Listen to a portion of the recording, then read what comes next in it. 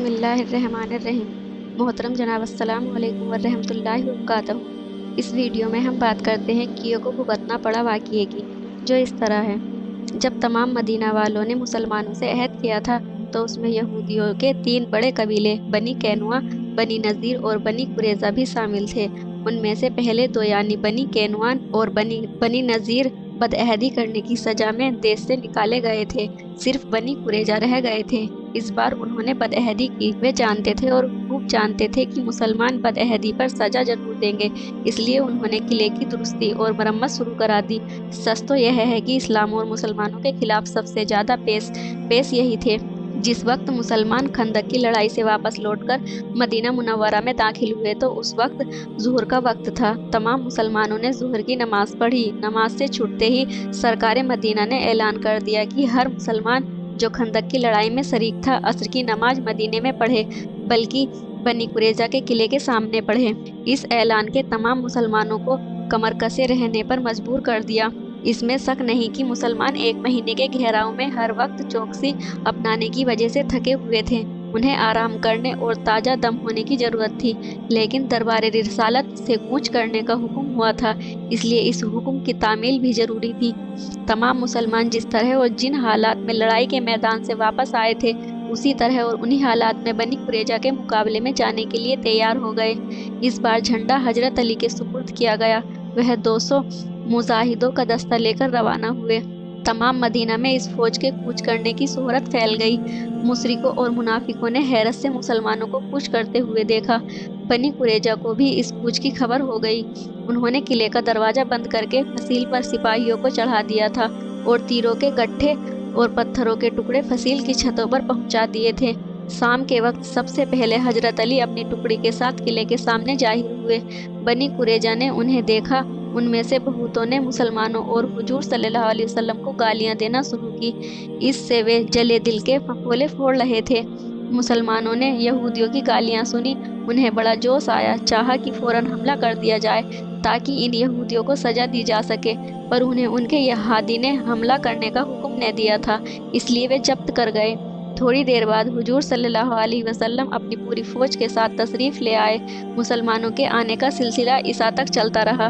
عشاء کی نماز پڑھ کر حضور صلی اللہ علیہ وسلم نے قلعے کو گھیر لینے کا حکم دیا۔ مجاہد قلعے کے چاروں طرف پھیل گئے اور رات ہی کو انہوں نے مورچے قائم کر کے صبح بہت سویرے نماز وغیرہ سے فارغ ہو کر مورچے سنبھال لیے۔ یہودیوں نے سنگباری شروع کر دی۔ مسلمانوں نے ڈھالیں سامنے کر دی اور قلعے کی طرف پیش قدمی کرنے لگے۔ چونکہ یہودی تیزی سے پتھر پھینک رہے تھے، اس لیے زیادہ تعداد پتھروں کی ڈھالوں سے بچ کر مسلمانوں کے پیروں اور ٹخنوں میں لگ رہی تھی۔ پتھر نوکدار تھے، اس لیے گھائل کر رہے تھے۔ بہت سے مسلمان گھائل ہو چکے تھے، پھر بھی قلعے کی طرف پیش قدمی جاری رہی۔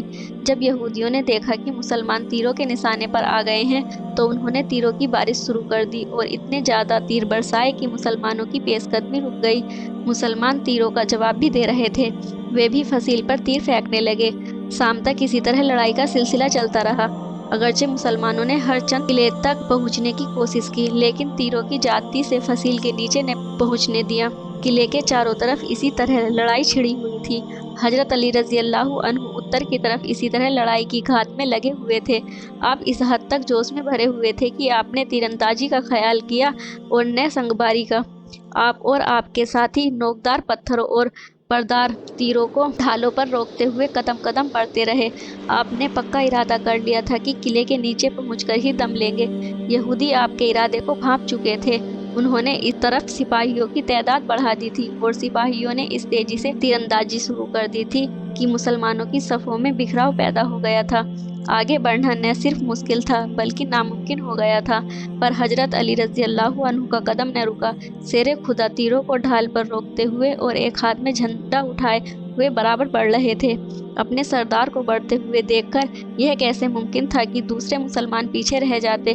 وہ بھی تیروں کو روکتے ہوئے گھائل ہوتے قدم بے قدم بڑھے چلے آ رہے تھے۔ لڑائی صبح میں پورے جوش سے شروع ہوئی تھی اور سارے دن اسی جوش اور شان سے ہوتی رہی۔ حضرت علی رضی اللہ عنہ چاہتے تھے کہ کسی طرح قلعے کے قریب پہنچ جائیں اور یہودی یہ طے کر چکے تھے کہ کسی مسلمان کو بھی قلعے کی فصیل تک آنے نہ دیں گے۔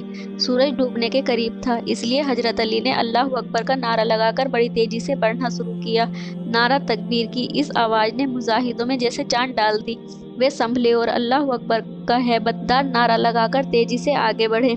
यहूदियों ने भी मुसलमानों की इस बढ़त का जवाब हिम्मत से दिया और उनकी तीरंदाजी में भी जान आ गई, मगर हजरत अली रजी अल्लाह अन्हु ने जो कदम बढ़ाया था उसे पीछे नहीं हटाया, बल्कि उसे आगे ही बढ़ाते चले गए, यहाँ तक कि वे फसील के करीब पहुँच गए। सूरज डूब चुका था, इसलिए लड़ाई बंद करने का ऐलान कर दिया गया और यह भी कह दिया गया कि मुसलमान वहीं वापस पहुंच जाए जहां पिछली रात गुजरी थी।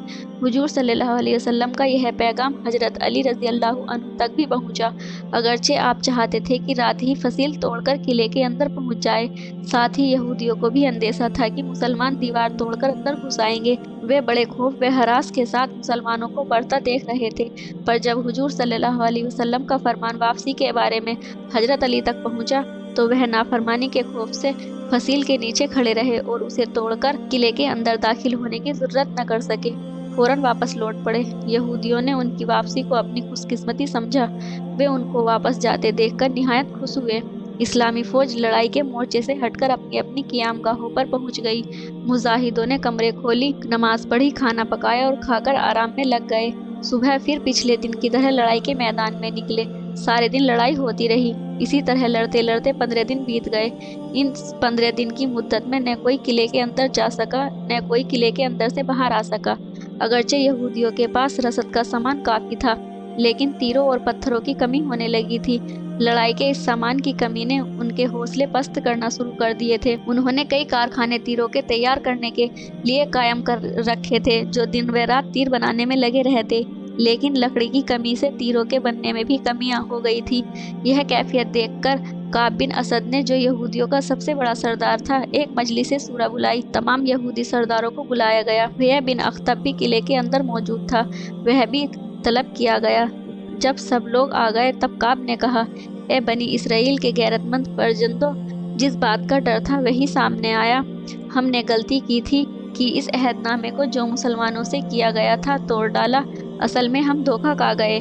कुरैश मक्का की फौज की भारी तादाद देखकर हमने समझ लिया था कि वे जरूर जंग जीत जाएंगे और मुसलमान फना हो जाएंगे, लेकिन कुरैश की बुज़दिली ने लड़ाई का पासा ही पलट दिया। उसने आगे कहा, जिस जोश और जिस जुर्रात से मुसलमान लड़ रहे हैं, इससे जाहिर होता है कि हम उनका ज़्यादा देर तक मुकाबला नहीं कर सकते और वे किसी न किसी दिन किले पर अचानक काबिज हो जाएंगे। ऐसी शक्ल में कौम की फलाह के लिए कोई मुनासिब तजवीज़ की जाए। हमने खुद ही अपने पाँव पर कुल्हाड़ा मारा है। सलाबा बिन असईद ने, जो यहूदी शरीफ में से एक था, कहा, खुद मुसीबत मोल ली है और खुद मुसलमानों को लड़ाई की चुनौती दी है। मैंने पहले भी कहा था कि अहदनामे की खिलाफ वर्जी करके मुसलमानों की मुखालफत करना किसी तरह भी मुनासिब नहीं है, लेकिन किसी ने मेरी बात को नहीं माना और नतीजा सामने है। अब भी यही कहता हूँ कि खूबी अच्छी तरह से सोच समझकर कोई ऐसी बात निकालिए जिससे कौम की फलाह हो। हर कौम और हर आदमी अपनी भलाई चाहता है। हुया बिन अख्तब ने कहा, हमने अहदनामा तोड़ने में अपना फ़ायदा समझा था, लेकिन कुरैश की बुज़दिली ने उम्मीद के खिलाफ कर दिया। आप अच्छी तरह जानते हैं कि मुसलमानों ने बनी कैनुआ और बनु नज़ीर के कबीलों को देश निकाला दिया है और उनके किलों पर कब्जा कर लिया है। हमसे गलती हुई कि हमने उस वक्त अपने भाइयों की मदद न की और खामोश बैठे उनको देश निकाला मिलते देखते रहे। अगर हम उनका साथ देते और तीनों कबीले एक होकर मुसलमानों का मुकाबला करते तो यकीनन देश निकाला की तकलीफ से बच जाते। उसने आगे कहा, चूंकि हम मुसलमानों की आंखों में कांटा बनकर खटक रहे हैं, इसलिए वे हमको भी देश निकाला देना चाहते हैं, लेकिन अगर हम हिम्मत से काम लेते रहे और सुलह की तरफ न झुके तो मुसलमान घेराव से तंग आकर खुद ही भाग जाएंगे। इसलिए मेरे ख्याल में हमें न मदद लेनी चाहिए और न सुलह की तरफ झुकना चाहिए। आज के लिए बस इतना ही। अगली वीडियो में हम हाजिर होंगे किए को भुगतना पड़ा वाक़ये के बाकी हिस्से को लेकर। तब तक के लिए अल्लाह।